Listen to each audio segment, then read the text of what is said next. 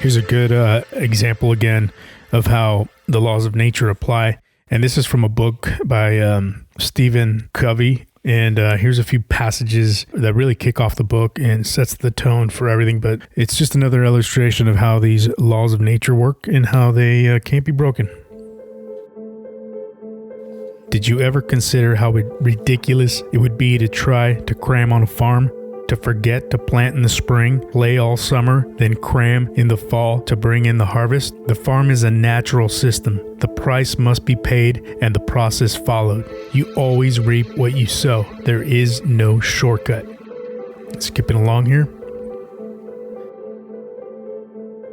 The character ethic is based on the fundamental idea that there are principles that govern human effectiveness, natural laws in the human dimension that are just as real, just as unchanging, and arguably there as laws such as gravity are in the physical dimension.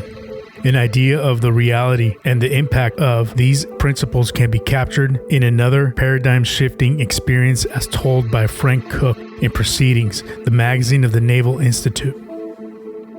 2 battleships assigned to the training squadron had been at sea on maneuvers in heavy weather for several days. I was serving on the lead battleship and was on watch on the bridge as night fell. The visibility was poor with patchy fog, so the captain remained on the bridge, keeping an eye on all activities. Shortly after dark, the outlook on the wing of the bridge reported, "Light bearing on the starboard bow." "Is it steady or moving astern?" the captain called out.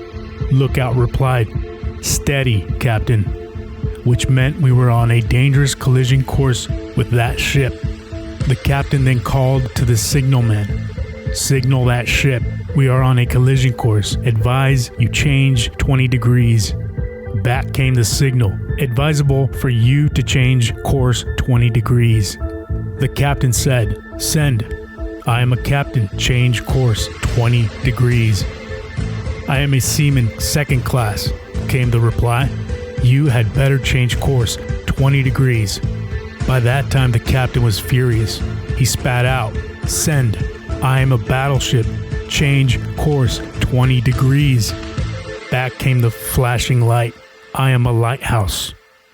We changed course. The paradigm shift experienced by the captain and by us as we read this account puts the situation in totally different light.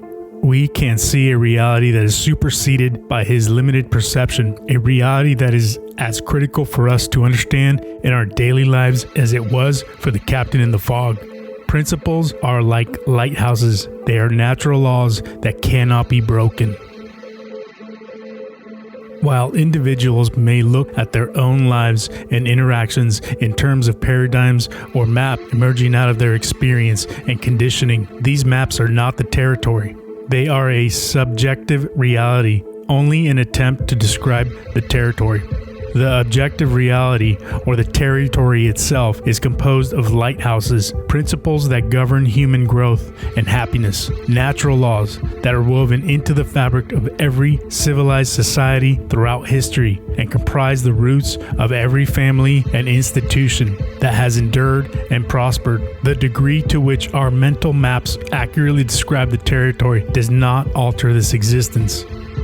The reality of such principles or natural laws becomes obvious to anyone who thinks deeply and examines the cycles of social history. These principles suffered time and time again, and the degree to which people in society recognize and live in harmony with them moves them towards either survival and stability or disintegration and destruction.